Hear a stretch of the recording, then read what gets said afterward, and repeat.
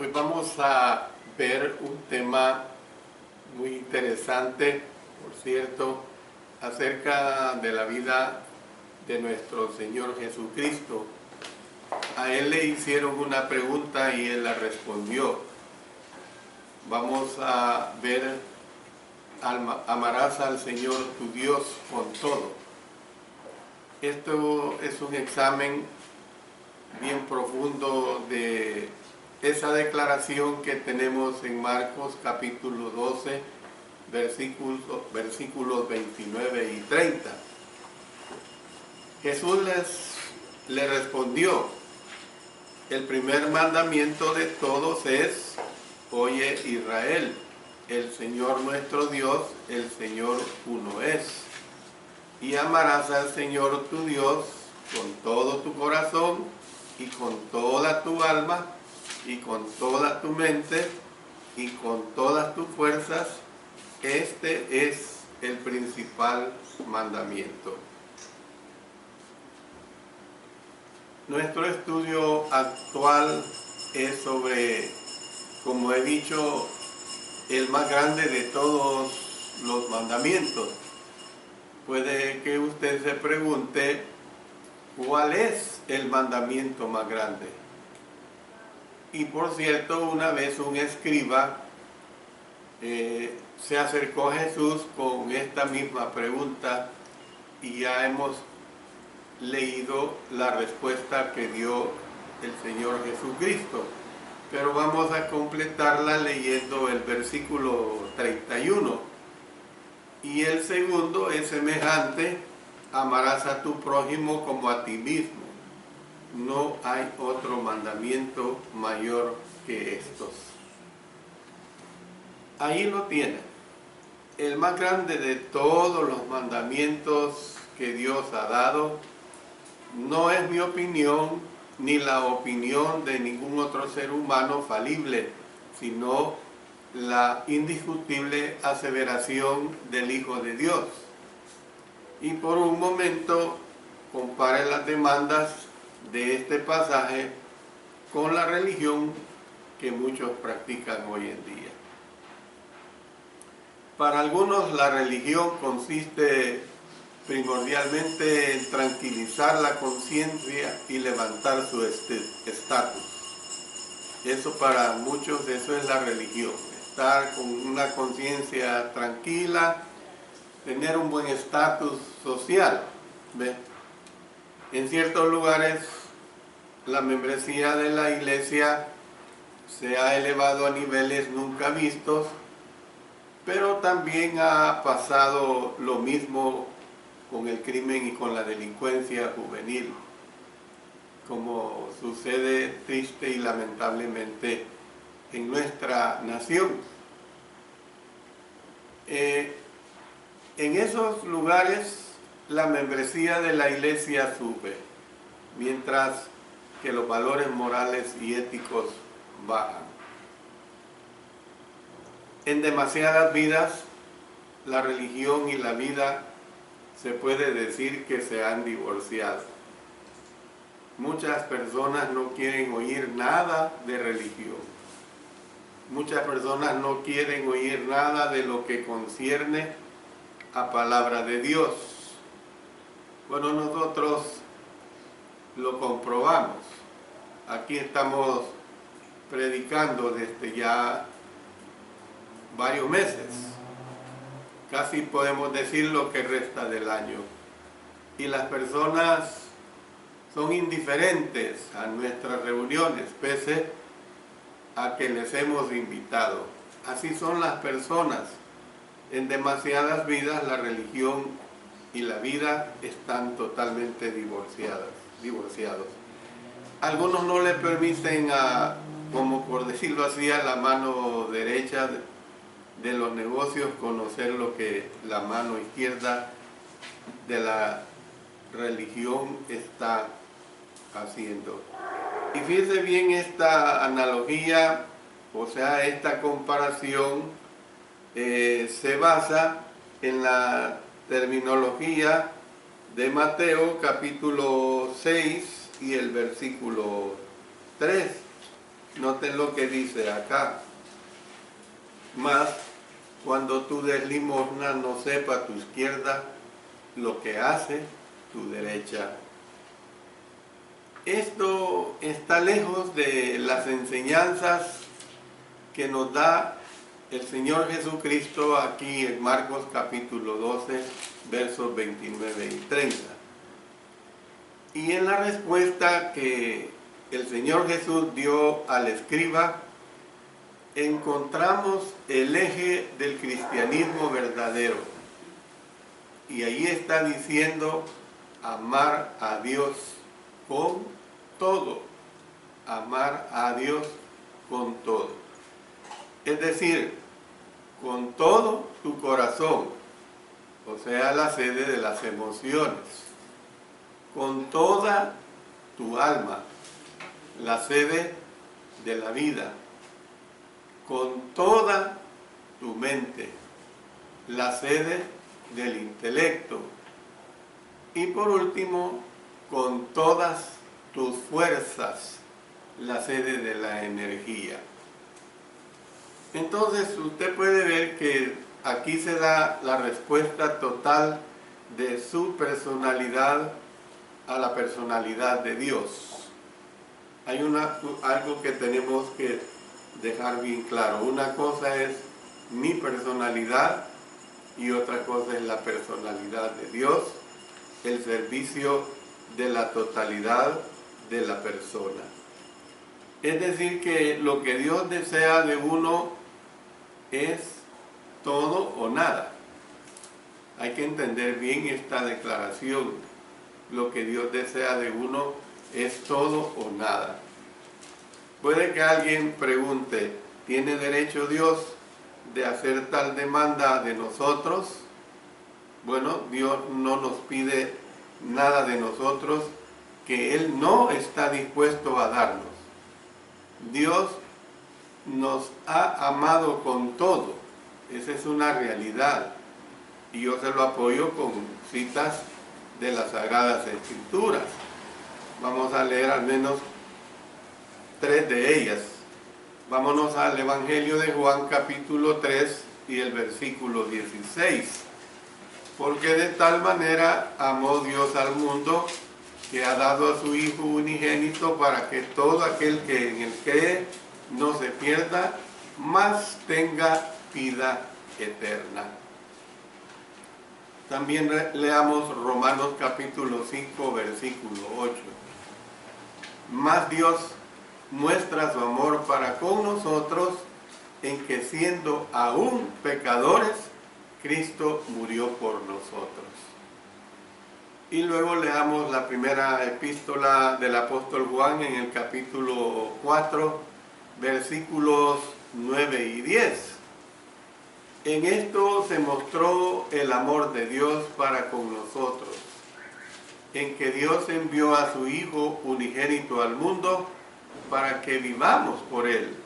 En esto consiste el amor, no en que nosotros hayamos amado a Dios, sino en que Él nos amó a nosotros y envió a su Hijo en propiciación por nuestros pecados. Entonces, en este inicio de este mensaje vamos a hacer este análisis. Vamos a verlo en 2 o 3 divisiones del mensaje.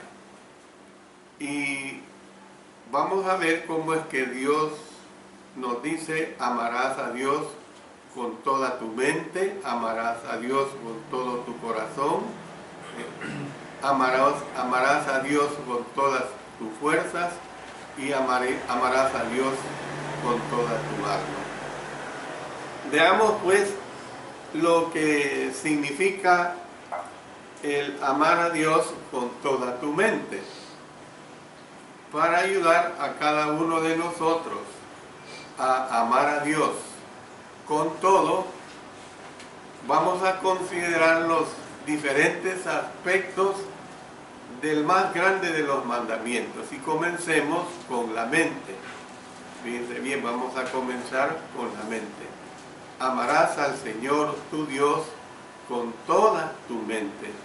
La mente se refiere al intelecto, o sea, la parte pensante de una persona. Es, por ejemplo, con la mente que las personas, por ejemplo, calculamos nuestros gastos. ¿Ve? Un animal no puede hacer esto. Los seres humanos sí podemos hacer esto.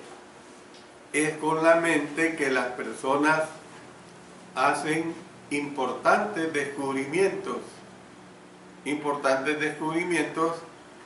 que los cuales nos sirven a nosotros para nuestro beneficio, ya sea de la salud, ya sea para el bienestar de la vida humana. Entonces es primordialmente la mente lo que se entrena. Por ejemplo, cuando enviamos a nuestros hijos a la escuela, es un ejemplo bien sencillo, pero es la realidad. Usted nota que manda a su niño al primer grado cuando tiene apenas 6, 7 años, y ese niño de repente en 2, 3 meses, depende de la mente de cada niño, ya empieza a leer y a escribir, que no lo hace a perfección, pero está aprendiendo y lo está haciendo con su mente. Entonces, pues, Dios desea que esta parte de los hombres y de las mujeres sea dedicada a Él. Fíjense lo que sucede ahorita, que ustedes me escuchan y están utilizando su mente para poder captar, retener lo que estamos estudiando de su divina palabra. Entonces podemos amar a Dios con toda nuestra mente de varias maneras. Una manera es por el estudio diligente de su palabra. ¿Ve? La palabra de Dios, ahí están las Sagradas Escrituras. Tenemos a la disposición millones de Biblias por todo el mundo. Pero esa palabra no sirve de nada si usted no usa su mente para escudriñarla, para investigarla. Una manera es por el estudio, pues, diligente de su palabra. Cuando Lucas escribió acerca de las actividades misioneras que llevó a cabo el apóstol Pablo en Macedonia, él incluyó lo que dice en Hechos capítulo 17, versículo 11. Y estos, o sea, los de Berea, eran más nobles que los que estaban en Tesalónica, pues recibieron la palabra con toda solicitud, escudriñando cada día las Escrituras para ver si estas cosas eran así.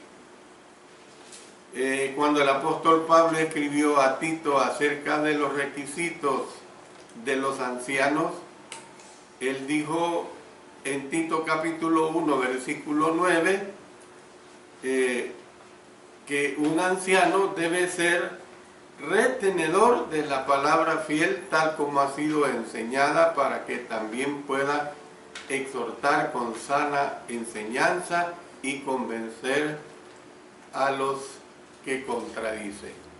¿Cómo se cumple esta función? Es a través de la mente. Una persona de mente, una persona que ha perdido su mente, no se le puede exigir este aprendizaje, pues. Entonces, ¿qué es lo que podemos decir? Que alguien que ama a Dios con toda su mente pasará algún tiempo cada día con la Biblia abierta. También asistirá a los cultos, asistirá a las clases de la Iglesia del Señor, de modo que pueda aprender la voluntad de Dios. Para ello, evidentemente, que usa su mente para este aprendizaje. Más adelante, conforme nos dé el tiempo, vamos a usar los otros aspectos que encierra todo lo que estos dos versículos nos están enseñando. Además, y esto es muy importante, apartará tiempo para la familia con el fin de leer, con el fin de estudiar, con el fin de orar juntos en la privacidad de su propio hogar. Esto concierne a la vida en familia, pues, la vida cuando uno busca las cosas de Dios. Entonces, ¿cuánta fortaleza daría al mundo si toda la familia encontrara tiempo en su ocupado horario, por decirlo así, para el estudio y la meditación espirituales? Entonces, nosotros tenemos que ver esta condición de esta manera. También amamos con toda nuestra mente cuando planeamos con inteligencia y tomamos decisiones acertadas. Aquí usamos nuestra mente. Dos pasajes pertinentes al respecto los tenemos en Efesios capítulo 5, versos 15 y 16. Noten: mirad pues con diligencia cómo andéis, no como necios, sino como sabios, aprovechando bien el tiempo, porque los días son malos. Mateo capítulo 6, verso 33 nos dice: mas buscad primeramente el reino de Dios y su justicia. Entonces, ¿qué es lo que nosotros podemos ver acá? Que el que ama a Dios apartará tiempo para las actividades que son más importantes, tales como orar en privado, ayudar a otros y trabajar para el Señor. Entonces, pues, la mente de uno será un instrumento penetrante que determinará no lo que más nos conviene a sí mismo, sino lo que más conviene a los planes y a los propósitos de nuestro Dios. Y es lo que nosotros tenemos que entender. Y una manera especial, como algunos pueden amar a Dios con toda su mente, es dedicar la mente a servir, si se pudiera, a tiempo completo al Señor. De vez en cuando nosotros podemos oír comentarios dirigidos a los jóvenes. Es decir, usted tiene una mente excepcional, usted tiene una mente brillante, porque hay muchos jóvenes con mentes brillantes, ¿ve? Debería ser un doctor, debería ser un abogado o un científico, ¿ve? Entonces, hay necesidad también, como quien dice, aplicándolo esto a doctores cristianos. Es decir, hay necesidad de gente que se prepare en las cosas de nuestro Dios. Es decir, de hombres de negocios cristianos, de abogados cristianos, de obreros cristianos y de cualquier clase de profesionales que sean cristianos.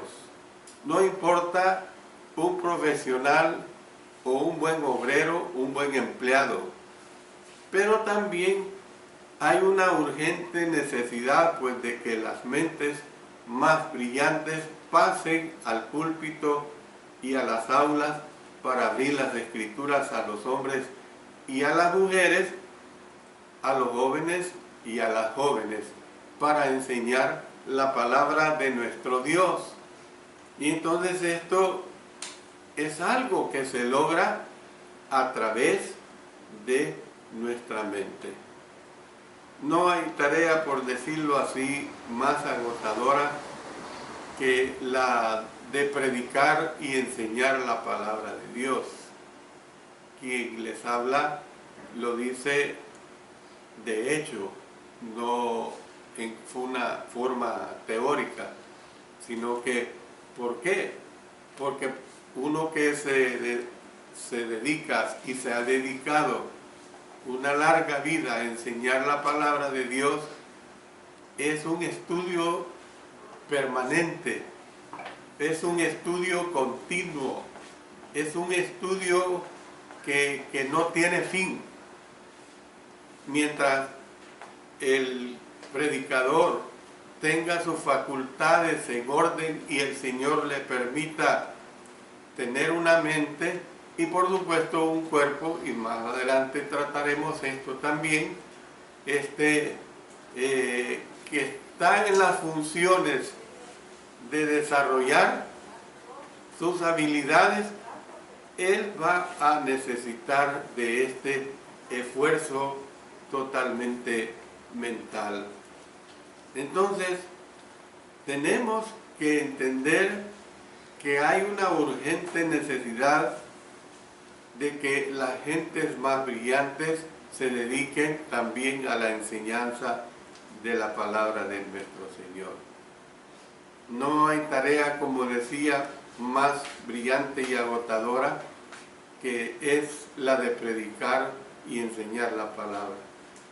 Predicar y enseñar son ocupaciones que exigen de las mejores mentes que haya entre nosotros. Fíjense bien que cuando aquí está diciendo con toda tu mente, y usted lo ha notado que yo me he saltado, porque primero habla con todo tu corazón, con toda tu alma, me he saltado a con toda tu mente. Tenemos que entender que se está hablando del buen uso de la mente. No está hablando de mentes desquiciadas. No está hablando de mentes perversas. Entonces, al considerar el mandamiento de amar a Dios con toda nuestra mente, permítame darle esta advertencia. Y esta es solamente una cuarta parte, por decirlo así, del mandamiento cuando el Señor Jesucristo le hicieron esta pregunta. Recalcar únicamente el intelecto puede resultar en una religión fría y en una religión racionalista. Vamos a suponer, y a lo mejor así va a suceder, que yo me voy a quedar nada más en el punto de la mente. Y si yo me quedo nada más en este punto bien trazado acerca de la mente, a lo mejor se va a pensar que el ser un religioso es tomar en cuenta nada más el intelecto, al grado de que puede resultar esto en una religión fría y una religión que todo lo ve por la razón. Hay quienes, por decirlo así, que disfrutan, voy a llamarlo así, de la gimnasia intelectual, que se pasan toda la noche debatiendo acerca de cuántos ángeles se pueden sentar cómodamente, por decirlo así, sobre la cabeza de un alfiler. Son tonterías, ¿verdad? Muy a menudo el polemista religioso piensa detenidamente en un tema y no hace nada al respecto, ¿ve? Entonces, resolvamos pues darle a Dios lo mejor de nuestras mentes, lo mejor de la mente que Dios nos ha dado, pero en una forma correcta, en una forma que va en acuerdo a la palabra revelada. Eso tenemos que entenderlo. Pero recordemos que esta parte del mandamiento debe completamente o complementarse, mejor dicho, con las demás. Y son las que vamos a estar viendo precisamente. Jesús entretejió el cuadro de un hombre completamente dedicado al Señor. Pero veamos lo que implica: amarás a Dios con todo tu corazón. Mire bien, amarás a Dios con todo tu corazón. Es decir, que ahora deseamos considerar esta parte del mandamiento. Amarás al Señor tu Dios con todo tu corazón. Usted sabe que el término corazón se usa en la Biblia de muchas maneras diferentes. Puede referirse al intelecto o puede referirse a la voluntad de una persona.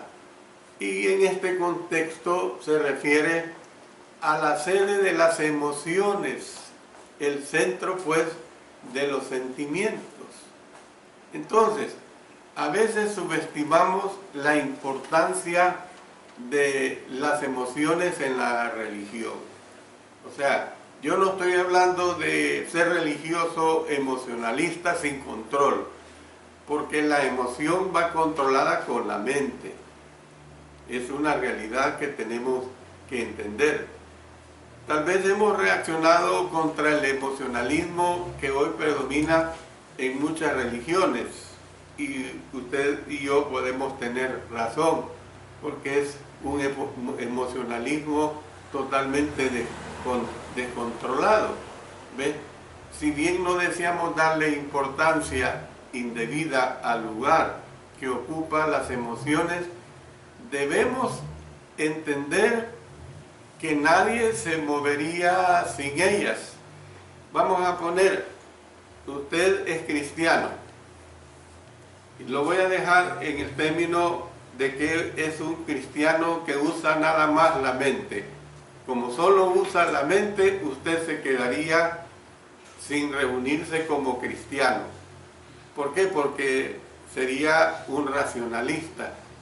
Pero no, usted ha caído en la condición del aspecto emotivo, lo que le emotiva el reunirse, lo que le motiva a ser un cristiano y cumplir con la voluntad de nuestro Señor. Bueno, considere la afinidad que hay entre estas palabras, emoción, motivo y motor. ¿Ve? Hay una afinidad de emoción, motivo y motor. Por ejemplo, el motor de un carro le hace avanzar. Esa es una realidad. Bueno, el motivo en una vida produce el mismo efecto. Y detrás de ese motivo está una emoción. La emoción que yo siento, que usted siente, de cumplir con la voluntad de nuestro Señor. Aquí pasamos a usar otra palabra muy importante, y en este caso usamos la palabra entusiasmo. Esta palabra entusiasmo indica sentimiento fervoroso. Un sentimiento fervoroso proviene de dos palabras griegas que significan literalmente en Dios o Dios en nosotros. ¿Ve? En Dios o Dios en nosotros. Si estamos en Dios y Dios está en nosotros, como lo dice 1 Juan capítulo 4, verso 16, leamos este texto que es verdaderamente muy importante. Dice ahí claramente, 1 Juan capítulo 4, versículo 16, dice de la siguiente manera: y nosotros hemos conocido y creído el amor que Dios tiene para con nosotros. Dios es amor, y el que permanece en amor, permanece en Dios y Dios en él. Entonces, deberíamos pues ser personas entusiastas. Deberíamos estar llenos de sentimiento fervoroso. Hace mucho tiempo el rey David escribió algunos de los más poderosos pasajes del Antiguo Testamento. Y todavía nosotros leemos y nos encantan los salmos que el rey David escribió. El impacto que ejercen sobre nosotros se debe en gran medida al hecho preciso de que David escribió lo que salió de su corazón. Usó la mente, pero también salió de su corazón. Expresó pasajes de fuego que salieron de la profundidad de sus propios sentimientos, pasajes que todavía, por decirlo así, encienden una llama en nuestros corazones. Entonces, ¿qué significa amar a Dios con todo el corazón?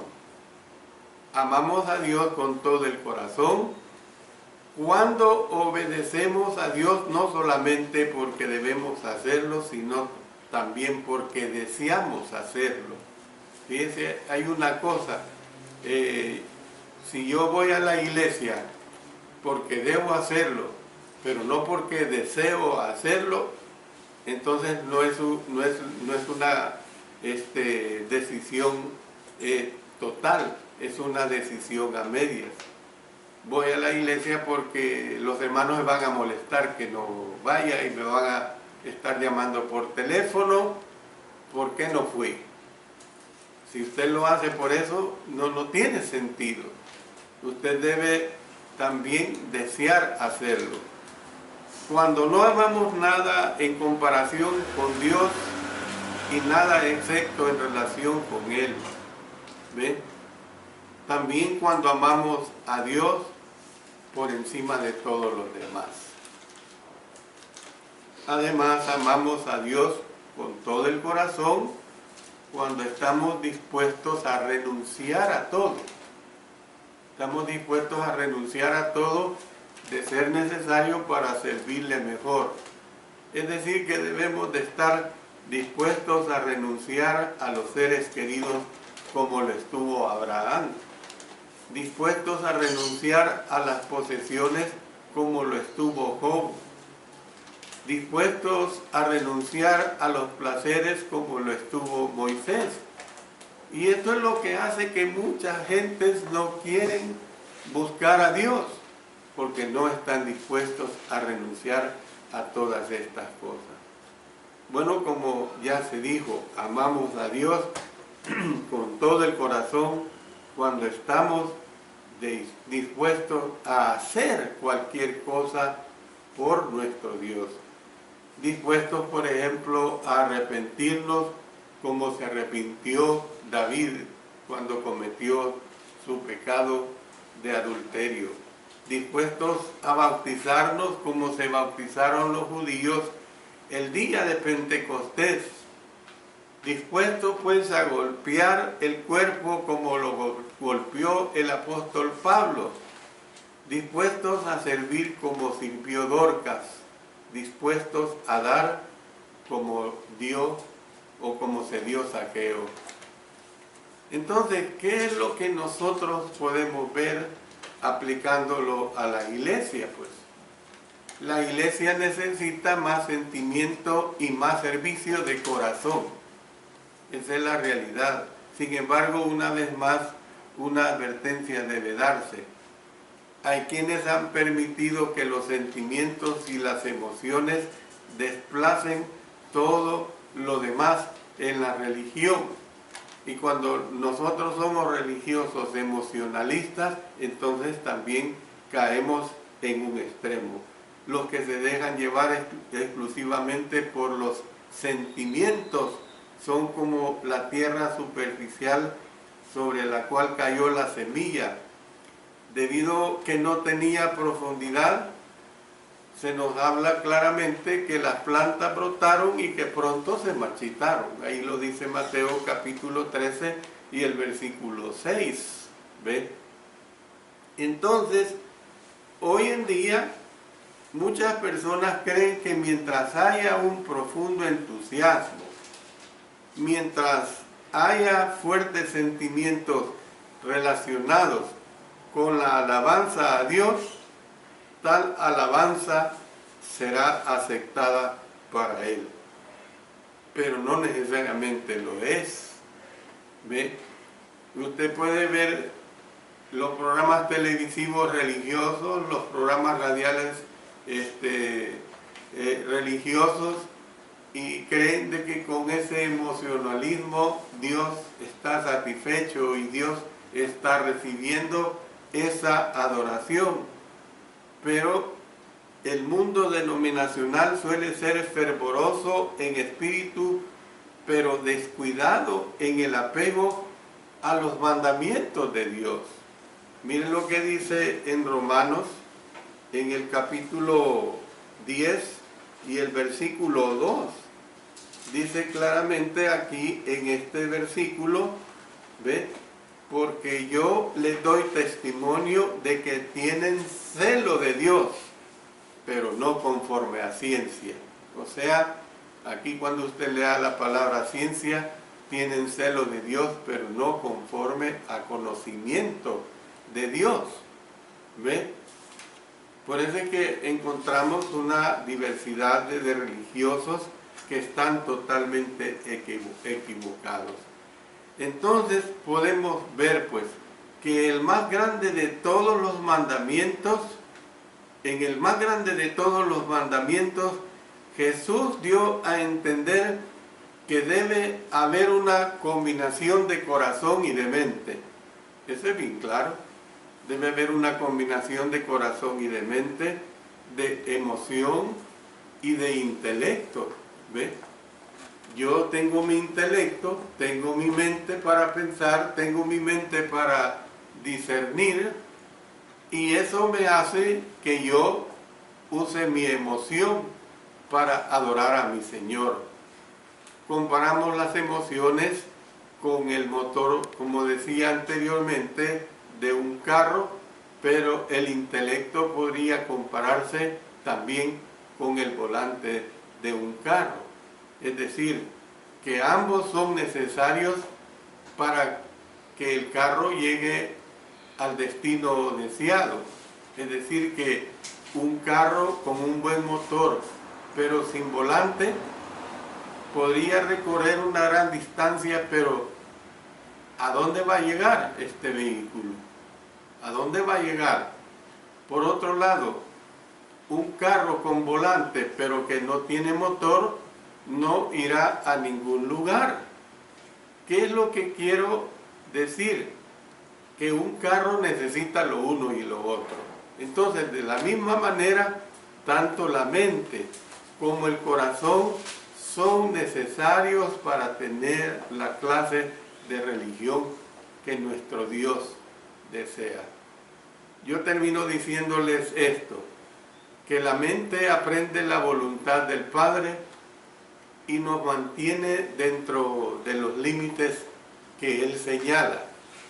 El Señor me dice, por ejemplo, que yo debo ofrendar cada primer día de la semana, y la mente aprende eso y ahí me detengo. ¿Ve? El Señor me dice a través del aprendizaje de su palabra que el día del Señor es el primer día de la semana, o sea, el día domingo, y allí me detengo. ¿Por qué yo voy a poner otro día, el sábado u otro día, como el día del Señor?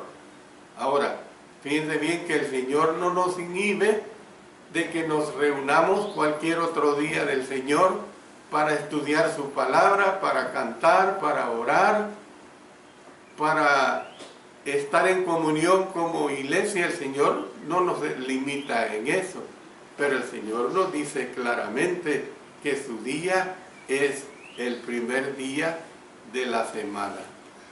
Entonces podemos tener claro pues que la mente aprende la voluntad del Padre y nos mantiene dentro de esos límites que Él señala. Luego el corazón le da calor a los sentimientos y los intensifica. Sentimientos con los cuales nosotros, dentro de los límites de Dios, adoramos y servimos al Todopoderoso. Entonces, yo les termino diciendo lo siguiente: procuremos siempre, por toda una vida, nosotros que hemos obedecido, amar a Dios con toda la mente y con todo el corazón.